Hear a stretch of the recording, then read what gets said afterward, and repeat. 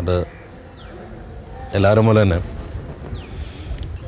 ഒരു നല്ല നടൻ എന്ന ഒറ്റ വാക്കിൽ പറയാം. പക്ഷേ മമ്മൂട്ടി നടൻ്റെ പ്രത്യേകത എന്ന ചോദ്യമാണ് പ്രസക്തം എന്ന് തോന്നുന്നു. അല്ലെങ്കിൽ അഭിനയത്തിൻ്റെ രീതി. ആക്ടിങ്ങിൽ പല രീതികളുണ്ട് എന്നാണ് എൻ്റെ വിശ്വാസം. അതിലൊന്ന്, ഒരു കഥാപാത്രത്തെ നടൻ്റെ വ്യക്തിത്വവുമായിട്ട് സമരസപ്പെടുത്തിയിട്ട് നടനെന്ന വ്യക്തിയിലുള്ള ചലനങ്ങളിലൂടെ ഭാവങ്ങളിലൂടെ പുറത്ത് പ്രകടിപ്പിക്കുന്ന ഒരു രീതിയുണ്ട്. പിന്നെ ഒരു കഥാപാത്രത്തെ ഉള്ളിലേക്ക് ആവാഹിച്ചിട്ട് അല്ലെങ്കിൽ ഒരു കഥാപാത്രത്തിൻ്റെ ആത്മാവ് ഏറ്റെടുത്ത് ആ കഥാപാത്രത്തിൻ്റെ രൂപത്തിലേക്ക് അല്പം ഉയരുന്ന ഒരവസ്ഥയുണ്ട്.